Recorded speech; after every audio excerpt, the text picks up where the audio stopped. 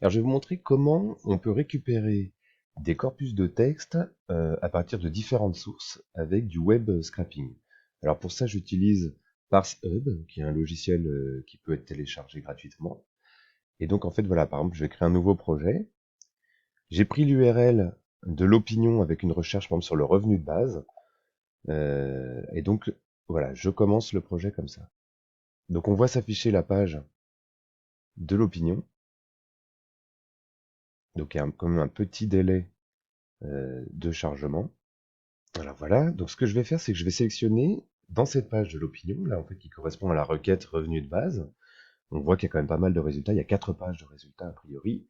Je vais lui apprendre à sélectionner les parties qui m'intéressent. Donc vous voyez, je clique ici, il me suggère aussi de prendre en jaune là ces parties-là, donc je vais valider pour dire qu'effectivement ce sont aussi des contenus qui m'intéressent. Donc il va aller scraper, il va les copier-coller pour moi. Et en fait, on voit ici le fichier Excel de sortie. Et on voit la première colonne avec tous les documents. Donc, je continue à lui apprendre qu'est-ce qui m'intéresse. Et par similarité, il finit par comprendre que voilà, les 10 de la page m'intéressent. Alors, je vais pouvoir les renommer. Je vais appeler ça, par exemple, titre. Et on voit qu'immédiatement, dans la partie du bas, il a renommé le nom de la colonne Excel que je vais obtenir à la fin. Donc alors, maintenant, c'est pas tout.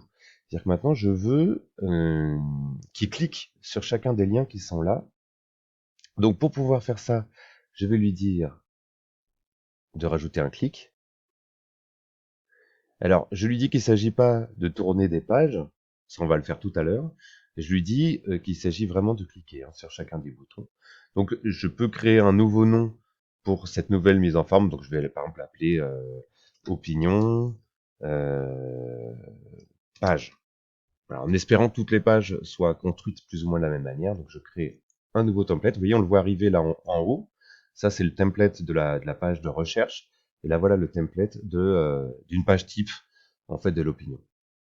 Donc là, je vais juste lui demander de récupérer le texte parce que l'usage, ça va être, par exemple, de faire de l'analyse textuelle sur l'ensemble du corpus obtenu. Alors voilà, donc il y a eu à peu près 10 secondes de chargement quand même. Donc là, je vais lui apprendre à récupérer tous ces contenus-là.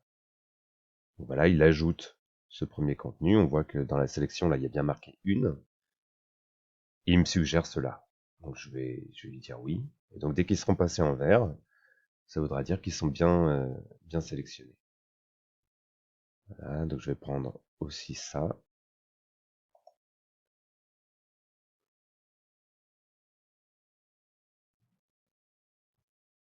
Voilà, alors il y a un petit temps de chargement. Ça, c'est tout à fait normal.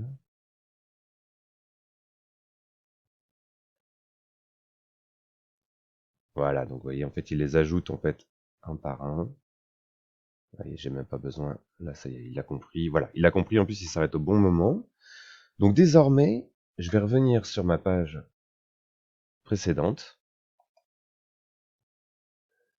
Et il reste plus qu'à lui dire, une fois qu'il aura cliqué sur chacun des 10 liens de cette page-là, il faudra qu'il aille aussi cliquer sur les numéros de page. Donc pour ça, je vais sélectionner ces numéros de page, qui sont tout en bas.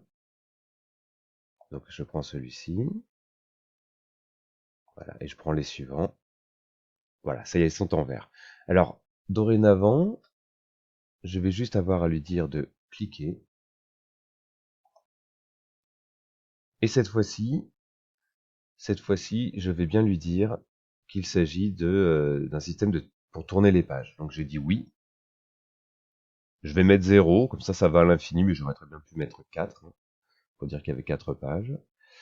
Euh, alors, le 1, c'est pas un bouton suivant, en fait. Donc je lui dis non. Et je lui dis de continuer sur la même template.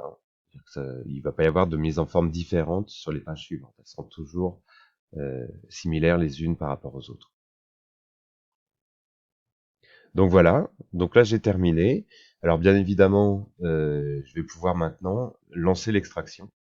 Voilà, je vais sur la petite roue qui est ici, je fais get data et je lance run. Alors c'est à peu près le même fonctionnement que le KB crawl. Alors là voilà, ça va prendre un petit peu de temps. Et je vais pouvoir lui dire aussi, le cas échéant, de saisir à ma place un login et un mot de passe. Voilà. Donc ça va prendre un petit peu de temps à télécharger parce qu'en fait, il y a aussi une adresse IP qui est tournante pour éviter d'être détecté justement comme un robot par les éditeurs. Voilà, et donc là en sortie, j'obtiens un fichier CSV que je vais pouvoir ouvrir et donc je récupère les données intéressantes, l'URL et puis toutes les sections une par une des textes qui ont été copiés-collés par l'outil.